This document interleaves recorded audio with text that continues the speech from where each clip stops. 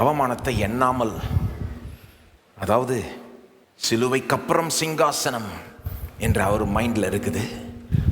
அது மட்டும் இல்லை, சிலுவைனாலேயே சிங்காசனம், அதுவும் அவர் மைண்டில் இருக்கு. ஆகவே என்ன முடிவுக்கு வந்துடுறாரு?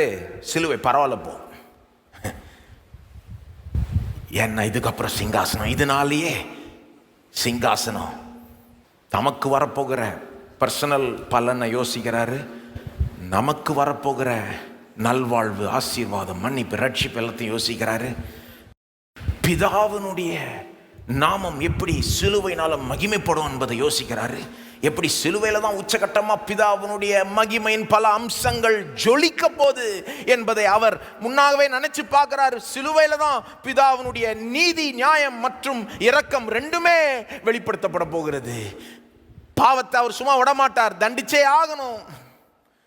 நீதி நியாயத்தை அவர் விட முடியாது. அதே நேரத்தில் பாவிக்கு மன்னிப்புக்கான வழியை ஏற்படுத்தாமல் விடமாட்டார். அவருடைய இரக்கம் அப்பேற்பட்டது என்பதும் சிலுவையில் வெளிப்படுது இல்லையா? தேவன் கோபம் உள்ளவர், ஆனால் அதே நேரத்தில் அன்புள்ளவர் என்பதும் சிலுவையில் வெளிப்படுது இல்லையா? பாவத்தின் மீது தம்முடைய கோபத்தை காட்டுகிறார், பாவியின் மீது தம்முடைய அன்பை காட்டுகிறார்.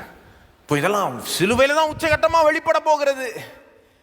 ஆகவே இதை விட்டுடக்கூடாது. எவ்வளோ அவமானம் வந்தாலும் தாங்கிக்கலாம், பரவாயில்ல, இது ஒர்த்து. இவ்வளோ பெரிய ஒரு பலன் வரப்போறதுனால பிதா மகிமைப்பட போகிறார், தாம் மகிமைப்பட போகிறார், ஜனங்க ரட்சிக்கப்பட போகிறாங்க. யார் வேணா சுலபமாக, ஈஸியாக, ஃப்ரீயாக ரட்சிப்பை பெற்று, ஆசீர்வாதத்தை பெற்று, நித்திய ஜீவனை பெற்று, நித்தியமாய் நல்லா இருக்கலாம். இதெல்லாம் நினச்சி பார்க்குறப்போ அவர் நினைக்கிறார், என்ன எப்படி சந்தோஷமாக இருக்கும் வருங்காலம். அதை நினைக்கும் போது இது அவருக்கு ஒரு லேசான காரியமாக தெரியுது. இப்படி தான் சிலுவையை அவர் சகித்தார், இப்படி தான் அவமானத்தை எண்ணாமல் போனார். இப்போ நாம்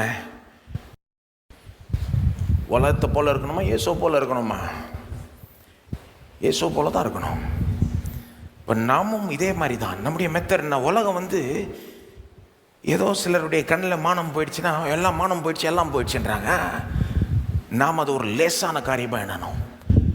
நீதி நிமித்தமாய் ஒருவேளை பேர் கெடுமானால், நீதி நிமித்தமாய், இயேசுவின் நிமித்தமாய், சுவிசேஷத்தின் நிமித்தமாய் ஒருவேளை மானம் போகுமானால் அதை நாம் எண்ணாமல் போகணும், அதை பெருசுப்படுத்திக்காம போகணும். ஆனால் எப்படி அப்படி போக முடியும்? எப்படி அப்படி போக முடியும்னா, இயேசுவை போலவே அதை தாண்டி பார்க்கணும். இந்த மானம் போயிடுச்சுன்னு எல்லாம் பேசிட்டு இருக்காங்க, இது போயிடுச்சு, அது போயிடுச்சு,